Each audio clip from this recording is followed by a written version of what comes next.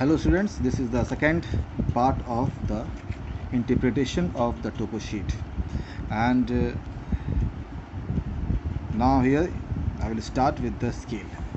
So let's see here about the scale, and you can see here scale. All of you know the definition of a scale. You need to know this definition can be asked. Example, what do you mean by scale? So you need to write the definition. So what is the answer? A ratio between a distance measured on a map and the corresponding distance on the surface connecting two points represented by the same unit. This is the definition of a scale. So the scale is of three types. The first scale is the statement scale. The statement scale. So let me just show you directly what is the meaning of statement scale. So if you find here, this is a map. This is 45D by 10 map of 2006, year 2006. Every map you can find the same thing below here, whatever map you will open. Now here, if you find here, just above this is one line, can you see? Now this shows a scale. Now above this line here it is written 2 centimeter to 1 kilometer. It means 2 centimeter on the map represents 1 kilometer on the actual ground. So in this way 1 centimeter will become 500 meter. 2 centimeter is equal to 1 kilometer. Same way 1 centimeter will become 500 meter. So this scale is called statement scale. Now here, if you take the 500 meter to 1 centimeter, now if you convert 500 meter into centimeter, you will get how much? 50,000 centimeter. So it means 1 centimeter on the map represents 50,000 centimeter on the actual ground. So when the same thing is shown, is represented by the ratio, as you can see here, it is given here 1:50,000. Now this is called representative fraction.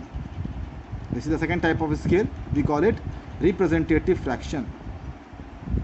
Now again here you can see here one line is drawn, and the distance of here each interval is 2 centimeter.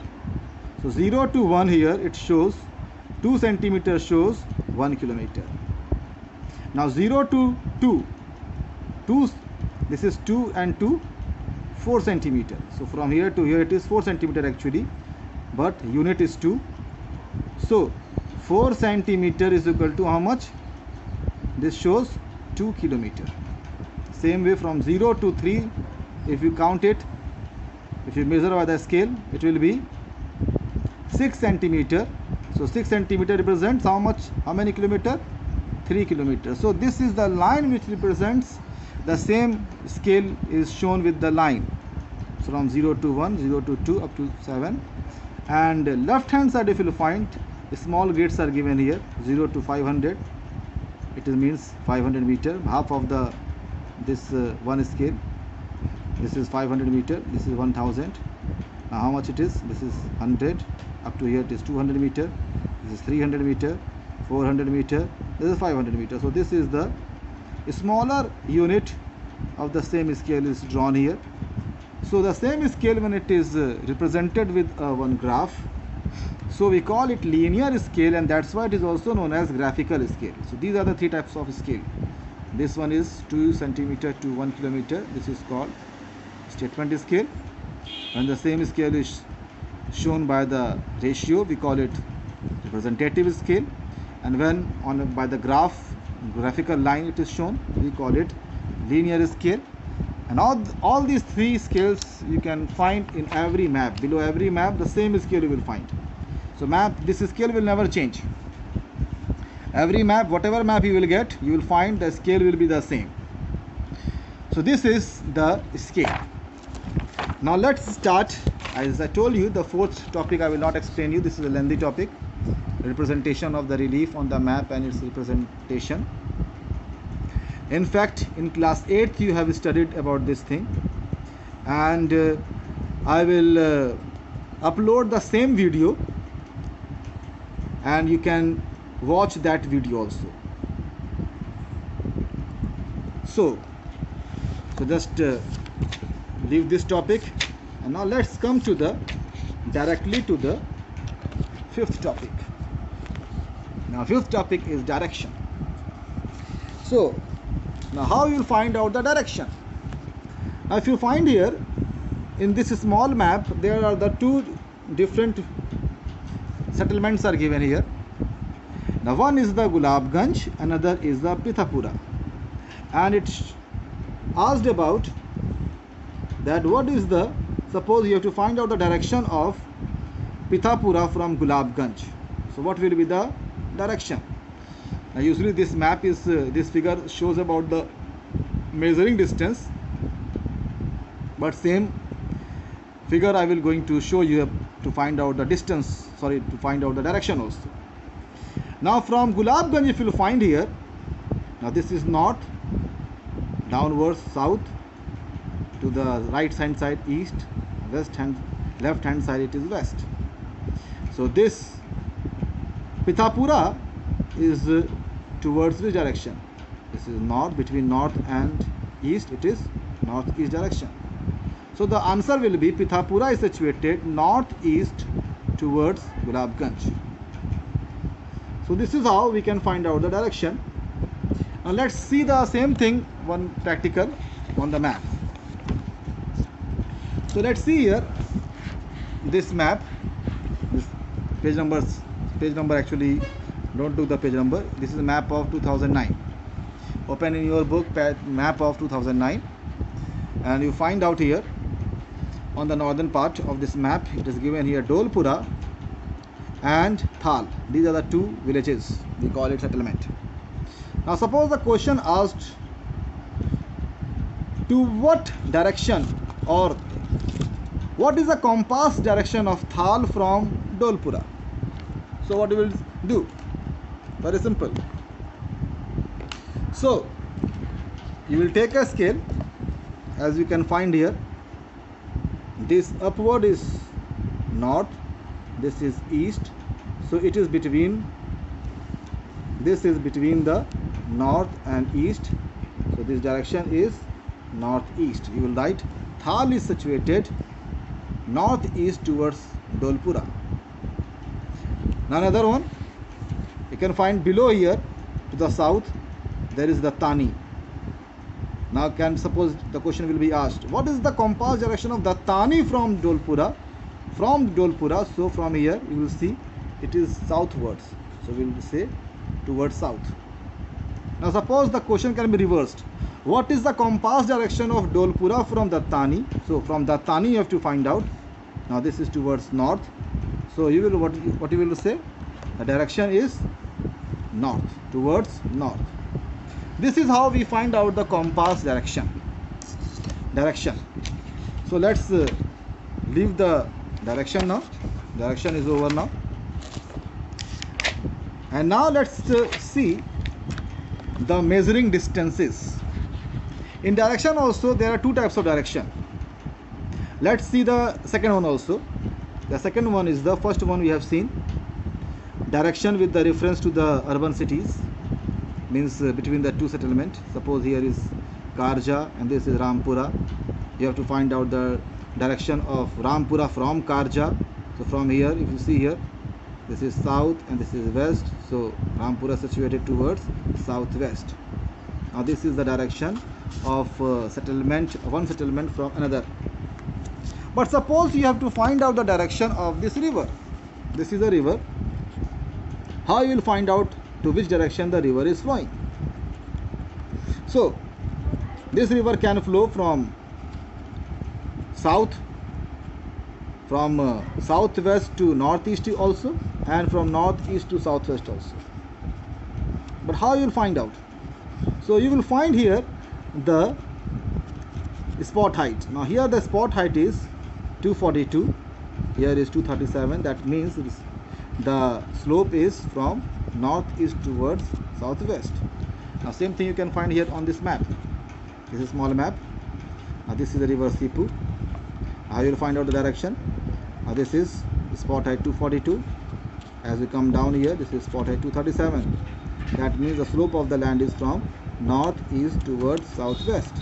So the river is flowing from northeast towards southwest. Answer is the river flowing towards southwest. This is the southwest, so the river is flowing towards southwest, or you may write in full, from northeast towards southwest. So this is the answer. So this direction is over now. Now let's start the measuring distance. How you will measure the distance? Now these are the two settlements, Pitapura and Gulabganj. Now what you will do? You will draw one line, that is one line here which goes mid of the Gulabganj, another line which goes mid of the Pitapura. Now you measure this distance. Now suppose you get how many distance here? Suppose you get 5 centimeter. How many centimeter? 5 centimeter. So you divide this by 2 and you will get 2.5 kilometer. Very easy. Why the scale? All of you know the statement is scale. 2 kilometer is equal to 2 centimeter is equal to 1 kilometer. So when you divide whatever the answer you will get in centimeter, when you divide by 2, so you will convert it in kilometer. Very simple. So when you get 5 centimeter and when you divide it by 2, the answer you will get 2.5 kilometer. Same way, suppose you get 10 centimeter, again you will divide by 2 and you will get the answer 5 kilometer. So whatever the distance you will measure, and in the centimeter you divide it by 2 and you get the answer in kilometer. So this is the way by measuring distance. Now I will not going to tell you the calculating area. We are not going to see this.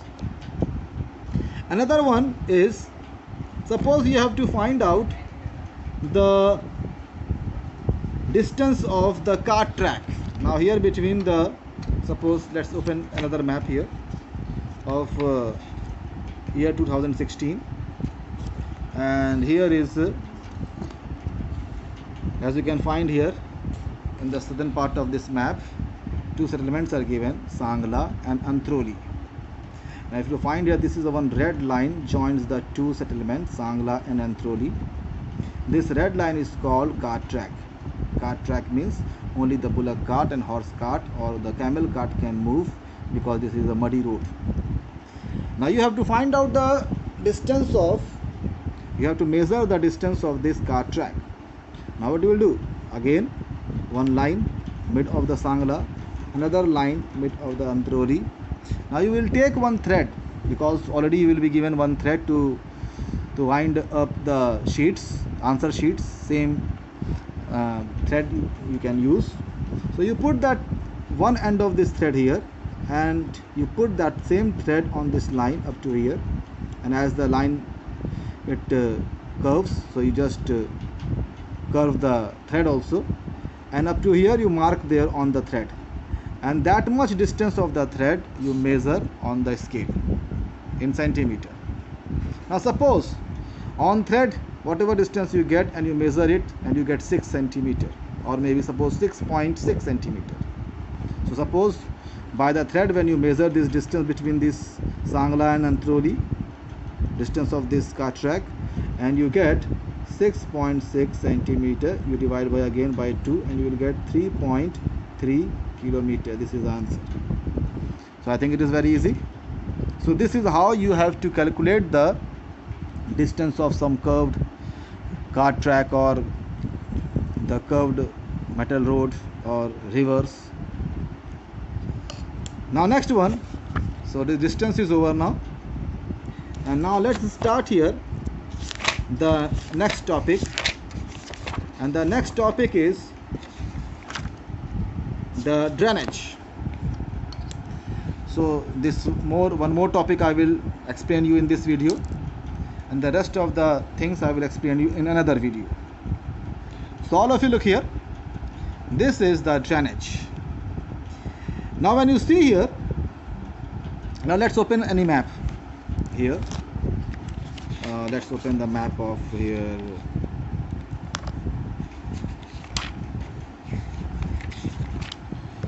This is the year 2015. Now here you will see the green color. All this green color shows that this is a hilly area and mountain and covered with the forest. So green color shows forest. In this forest, actually, because this forest covers the whole hilly area, because there are so many brown lines you can see here all over the places. That shows the contour lines, and this shows that this whole region is a hilly area which is covered with the forest. Now again you will see so many black lines here. These black lines show the dry streams. Dry streams means these streams get water only during the rainy season. Now we have to identify the different pattern of this drainage. Now there are the three patterns. There are how many patterns? There are three patterns. Let me show you. The first pattern is dendritic. Now in dendritic, if you see here, all these dry streams look like a dry tree, branches of tree without leaves. So this structure, this type of structures, when all the streams, they just forms a tree type of structure, we call this pattern as dendritic pattern. This drainage pattern is called dendritic. Second one is a trellis.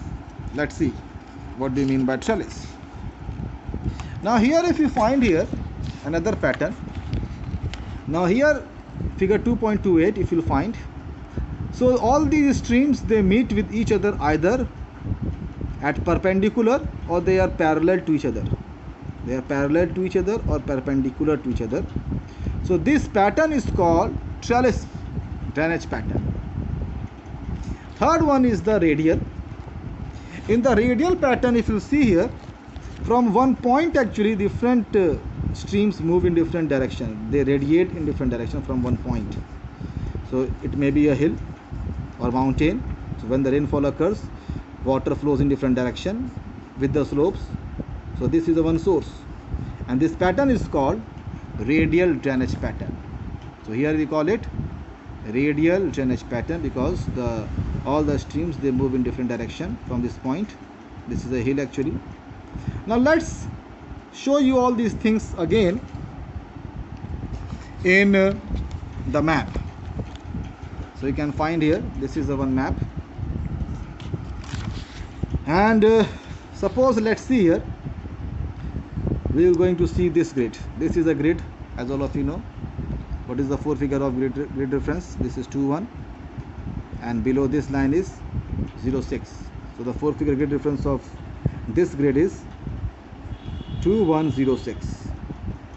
So in this grid 2,106, if you find, all the streams forms a tree type of structure, and so this drainage pattern is called dendritic pattern.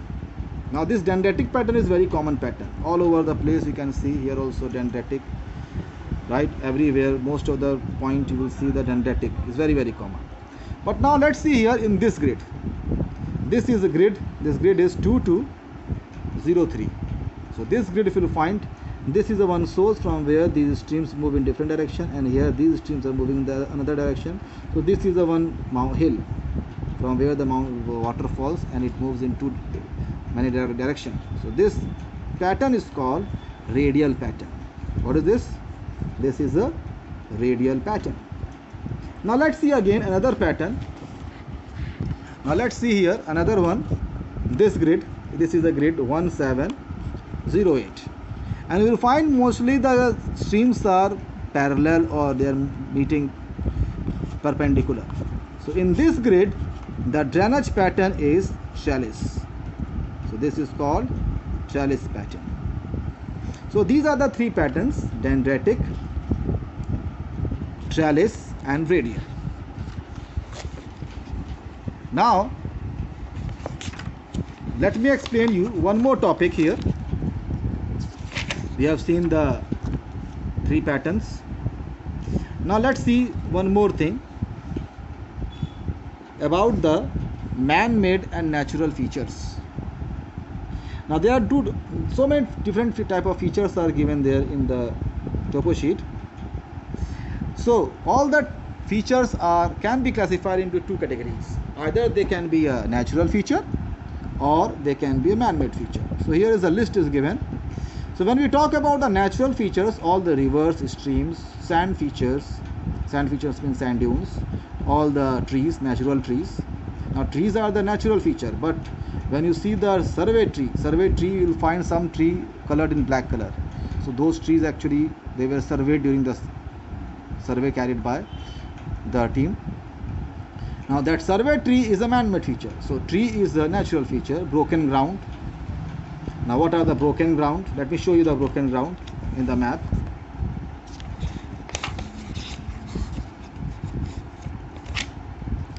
Now look here in this map. This map is of 2013. In this map, if you find here, these are the dry stream, and along the dry stream you can find there are so many small curved lines are there. So many lines along with this dry stream.